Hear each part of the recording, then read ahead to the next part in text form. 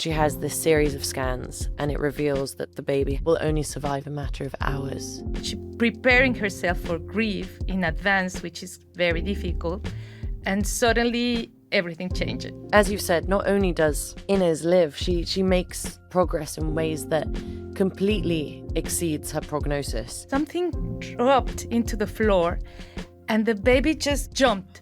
And I said, this baby hears something. Yeah. It's impossible that she doesn't. Let's talk about this parallel story that's going on for Laura. A mother and her young son have just moved into the apartment. Let's be honest, he's a bit of a little shit.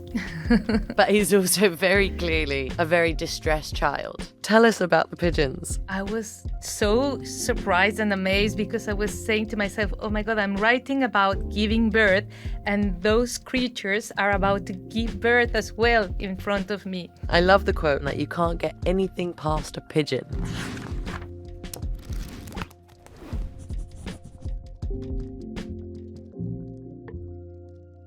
Hola, Guadalupe. I am so delighted to talk to you today. Before we dig into the novel itself, I'd love to start asking you about your friend, Amelia, who this book is dedicated to.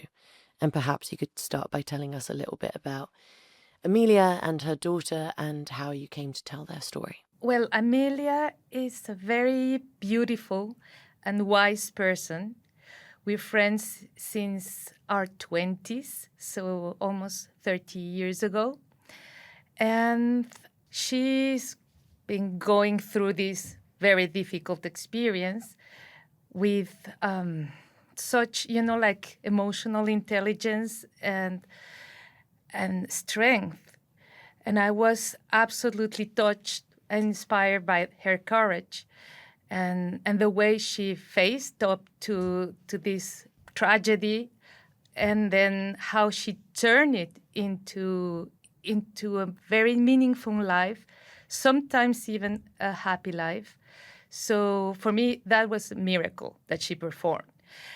And she was, she's a very discreet person.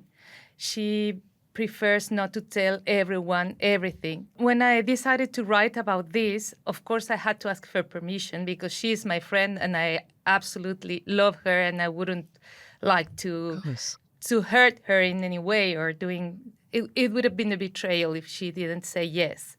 So I was expecting her to say no. And the way she reacted moved me a lot as well because she decided to accept, not because she would like everyone to know what happened to her and her baby, but because she wanted to give visibility to these kind of issues and to families like hers, where parents struggle with this news, this reality, and how maybe to give them some strength as well, some advices, and to show them that there is a way to feel okay and even good in that situation. So that was her purpose, and it was also my purpose during the writing of the book. It's so brave and it's so powerful. And, I guess a true testament to your friendship, that trust between the two of you and her putting such trust in you to write this story. And you say in your dedication that Amelia granted you the freedom to invent. And I imagine that's important to keep in mind as we talk today. Okay, let's talk about Laura and Alina, the two friends at the center of this story. So when we meet them, they both believe that motherhood is a trap of the patriarchy, and they're determined to not fall into that. Laura goes as far as having her tubes tied when she's 33, but then Alina changes her mind. And you kind of think that at this point that their friendship won't survive. But the opposite is actually true. It's funny, when you become friends with someone, normally it happens because you share points of view on life, you share interests, you share common experience. But once there is a true friendship between you and someone, it's something like a net that holds you on. And you can go through very different, like changes or whatever in your life and become very different at some point. But this true love, this true connection will always hold you. And so that's something that I wanted to acknowledge. I have been through experience like that, and I'm sure you too. Once you have a friend, let's say from school, and then you see her many years after, you still have this kind of closeness. Yeah. No, absolutely. I think there's this wonderful quote from Laura quite early on in the novel when Alina calls her to tell her that she's pregnant. And it says, "I have to admit that hearing her sound so contented was infectious. Although throughout my life I had militated against my sex carrying such a burden, I decided not to wage war against this happiness." I think, it's beautiful. It's exactly what you said. It's that kind of unconditional love that two friends have despite having differences in maybe the way that they choose to lead their life. And that's, I think, a big commonality in a lot of true friendships, that maybe something rocks the boat, but you'll always find each other, back to each other. Alina and her partner Aurelio's excitement and happiness is cruelly ended when she has this series of scans and it reveals that the baby has microlissencephaly. And Alina's birth plan becomes her funeral plan, and she's kind of told that Inez, who already has a name before she's born, will only survive a matter of hours right after she's born. And in fact, Alina and Aurelio, they start grief counseling. Before her birth, Alina makes a playlist so she can dance with Inez in the womb. She writes a journal to her. All of her energy is focused on parenting Inez the best she can while she's in the womb, as there's no expectation of survival. I mean, that in itself was so incredibly moving, the kind of inherent motherhood that Alina had. However, that's not necessarily what happens. There's no expectation of survival, but everything gets kind of flipped, right? Yeah, absolutely. It was such a surprise for everyone because the doctors were positive on the fact that the baby was not going to survive the birth. So what Alina has to do is to resignate first and also to enjoy every moment, every instant of having her alive in her body. So it's really, really hard. And it's a crazy experience to, like this is the only experience of maternity or motherhood I'm going to have. So I will enjoy this till the end. And that's why she doesn't want anyone to make her sleep while she's giving birth, because she wanted to see her baby in the eye and say, "Hello, I'm here. I'm your mother and I love you." And yeah, that Powerful. was so brave. Yeah. And suddenly everything, she was absolutely prepared for that. She preparing herself for grief in advance, which is very difficult. And suddenly everything changed. Well, I think this is a good moment for me to ask you about the book title. So the book is called La hija única in Spanish, which has a double meaning. Just as stillborn does in English. Stillborn, when it's one word, means the baby is born dead, but this is two words, so the baby is still born. Could you talk a little bit about each title and what kinds of conversations you had around this with your translator, Rosalind Harvey? Yeah, you're right. In Spanish, it's like La hija única, it's apparently very blunt, like the only daughter.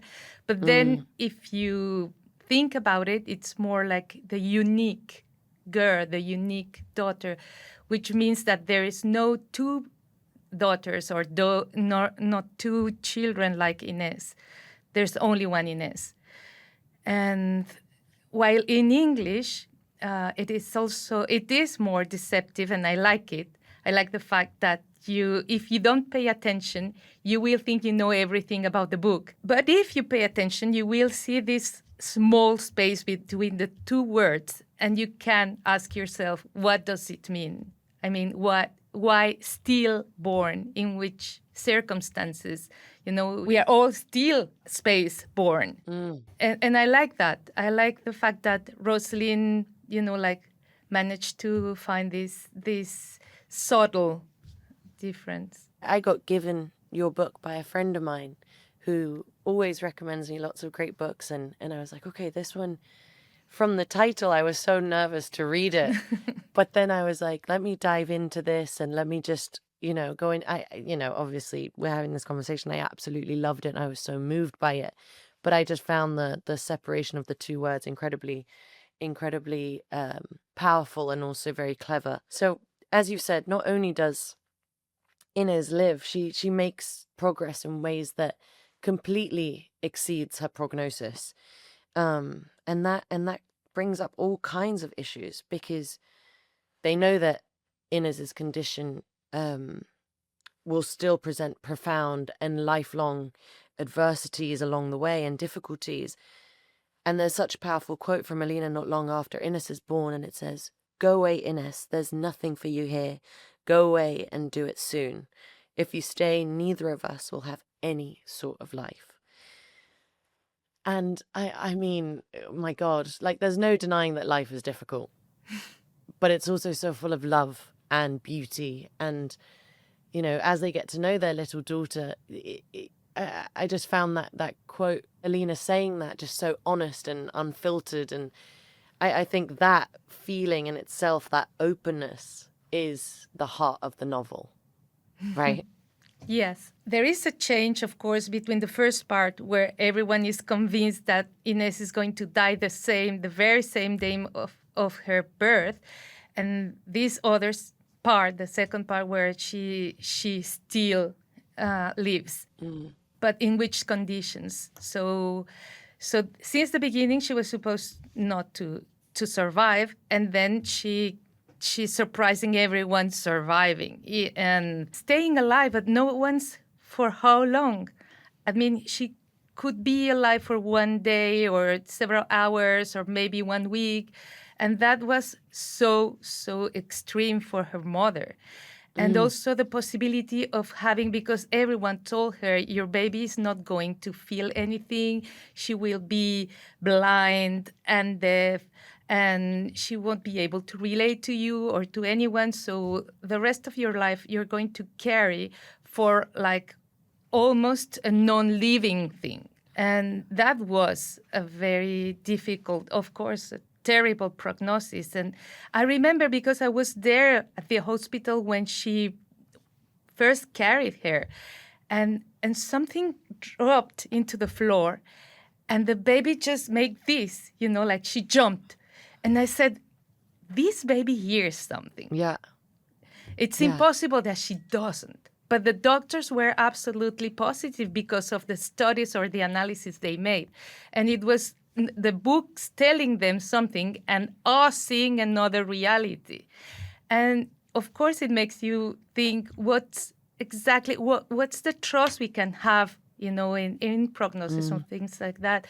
Of course, it's great that science exists, that medicine exists, that there are these people, like knowing so many things and guiding us through our healing way.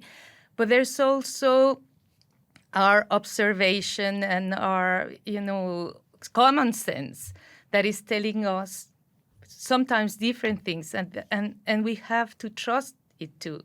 So something beautiful about Inez is that she contradicted every prognosis, every omen, and she showed who she really was. It's just such a fascinating story.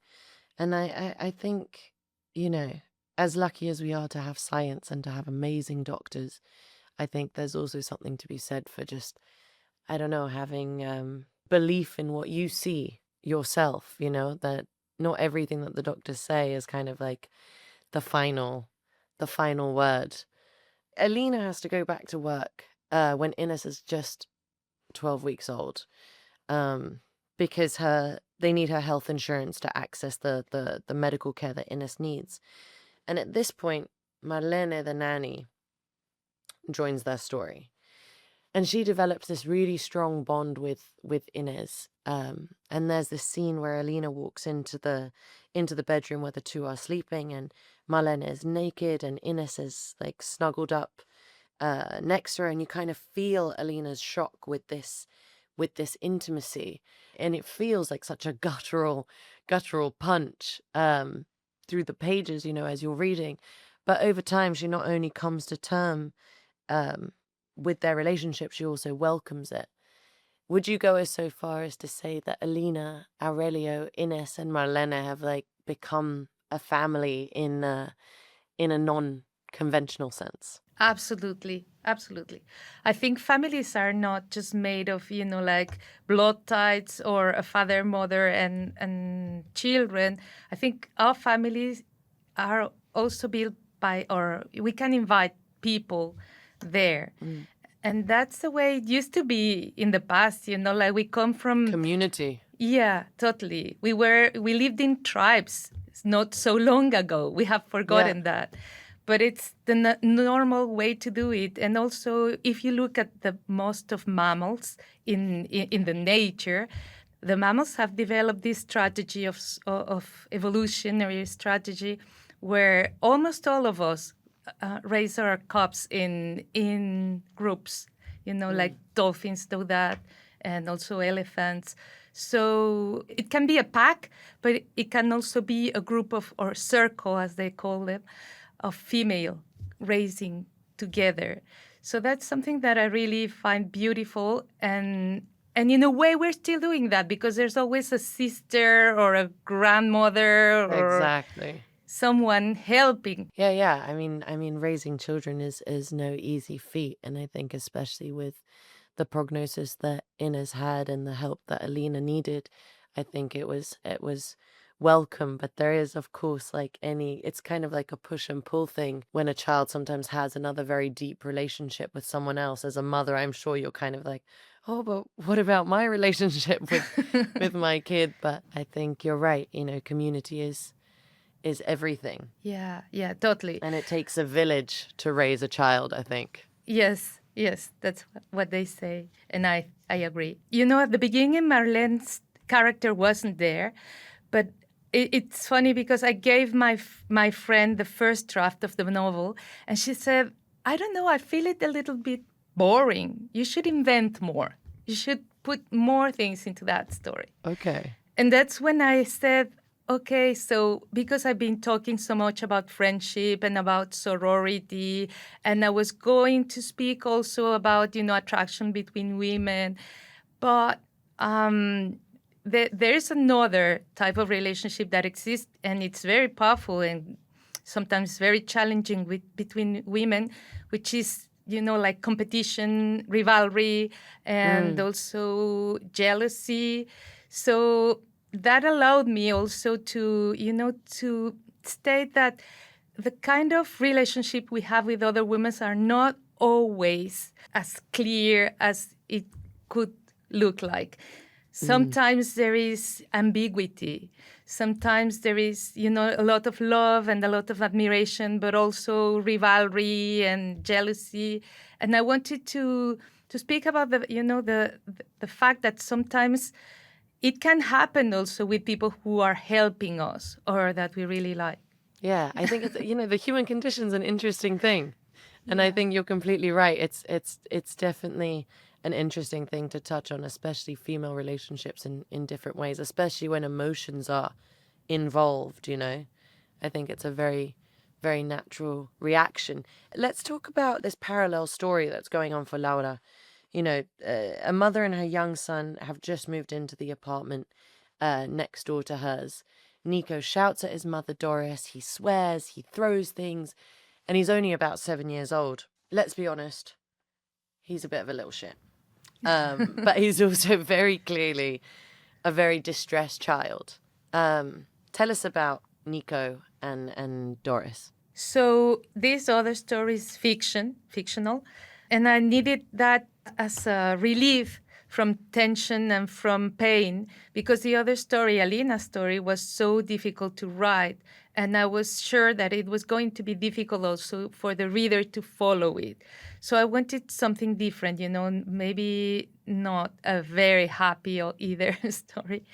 I wanted also to speak about the experience of being a single mother, and especially when there is a depressed woman, because sometimes it happens, like also during motherhood, after motherhood, in that case because of a loss, but also because she had been going through a lot of violence. That's something we discover later. She wasn't in a state of taking care of her son that she absolutely adored, but she was not able to do that. And I like the fact that Laura, who is absolutely against motherhood and was absolutely decided not to get caught into that, steps in and says, okay, I'm going to act as a mother for a short period of time. And I'm going to help these women.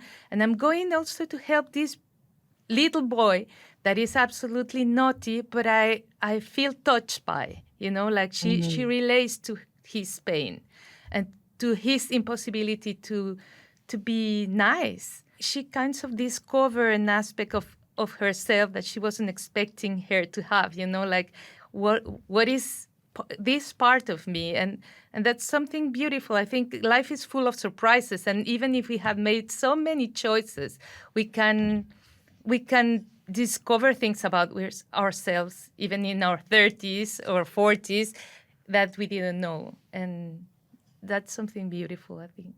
Also, I think that motherhood is not necessarily something that happens for life, and it's not something that it can take many forms. You can be an adoptive mother. You can also be like a stepmother. Motherhood is also, it's more like an attitude and not only, a title that you get. I love that.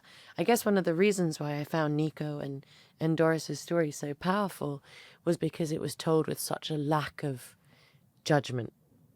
And I love that. Yes, Nico is a neglected child, but there's this real empathy for his mother, who's also just so desperately in need of help and not able to adequately look after a child. And like you said, Laura steps in. And, I like this bit of the story because I feel like that it demonstrates that not just because you've chosen to be childless, it doesn't mean that you're heartless or just because you don't want to have children. And I think that this book just doesn't resist this construct. I think it actively dismantles it in reflection to what you're saying. Yeah. A lot of my friends who have chosen to not have children are actually the ones that are the most loving and the most giving. So it actually goes back to your point. And you can also decide not to have children because of love, like I love so much my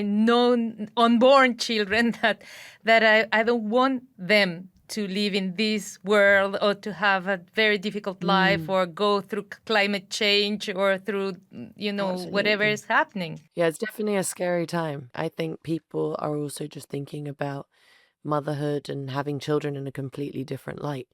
I think also women having the opportunity to have, I don't know, a lot more freedom and the jobs that they've always dreamt of and wanting to work and, also just like the state of the world. I think all of those are very valid reasons to have children or not.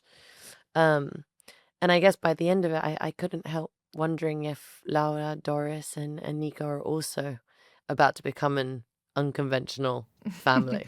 Yes, I think they are. We can't really finish without talking about the third relationship in the novel, which of course are the pigeons on Laura's balcony. I love the quote about their intelligence and that you can't get anything past a pigeon. Tell us about the pigeons and what can this humble bird teach us about caregiving? So the pigeons entered the novel because when I was writing, actually at my balcony, there was a nest, like that suddenly appeared. Mm. And I saw the pigeons absolutely busy making all, the preparations for the eggs to hatch. So I was like so surprised and amazed, because I was saying to myself, oh my God, I'm writing about giving birth, and those creatures are about to give birth as well in front of me. And, and suddenly one of the eggs fell down and broke. And I could not, relate it to this accidental pregnancy and whatever, everything that happened to my friend and to the characters in the novel. So it just had to be there. But also I find very interesting, and I always have to find out what's going on in for animals, because animals go through a lot of experiences that we also go through, like raising, giving birth and raising, and couple and mating, and seduction and death Totally. as well. Yeah. So I'm always interested in how other creatures of nature, as us, behave in those circumstances. And it's really interesting when you look. I was talking about mammals before, but also fish or birds. They behave in such surprising and amazing ways. There are lots of males who take care of the cubs in nature, for instance. And I found this brood parasitism story fascinating. The fact that some mother really want to give birth, but they can't take care of it. They don't know how to take care of the cubs. So they just, out of love, I also think, they make everything possible for the little ones to fall into a step family, Oh. which can be another, couple of birds, and that they will be raised by them.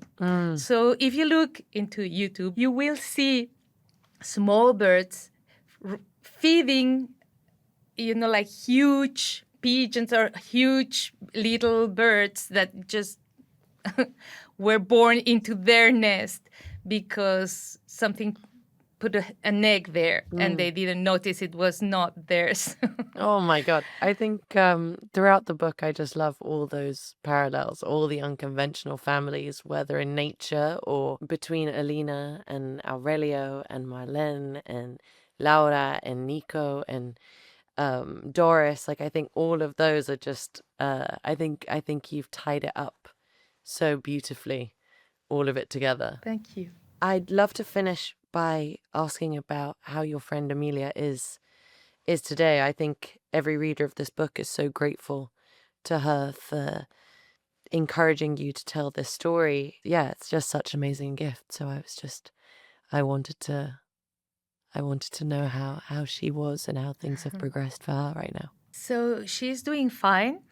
Ines is still there, and she's like learning how to walk by now, with a special machine that her father construct for her or build for her. Oh, wow. And she's also going to school, which is really interesting because, of course, she's not learning, the same things that everyone, but she's learning to relate to other children.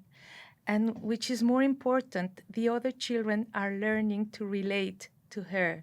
So they are integrating her in all their plays and games, and like they run with her in her wheelchair. Amazing.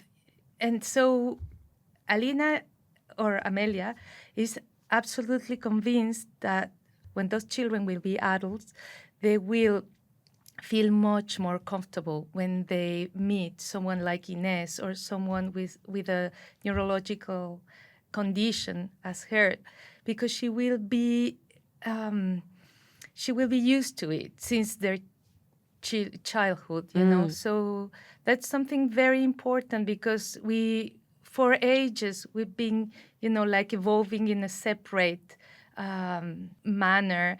So people with disabilities are there and other people are there. And that's not healthy at all for either of us. Mm. So she's breaking, like barriers, social barriers, Oh, the and I norm. think it's very, very brave and useful. Yeah, I'm really, really happy to hear that. Guadalupe, mil gracias for taking the time and for talking with me today. I'm just so grateful to you for this book and for all the important questions that it asks. This was just such a special story. And for anyone who wants to know more, they can go on service95.com, where you've given us a reading list and a playlist and a really beautiful essay on how you wrote this book and the different iterations you went through to get to the heart of the story. And anyone who signs up for free to the Service95 Book Club newsletter will be the first to hear about my next monthly read, and you'll also get exclusive content in a monthly roundup. You can also sign up to our broadcast channel if you want to be the first to hear more exclusive book club news. Guadalupe, muchas gracias. Gracias a ti.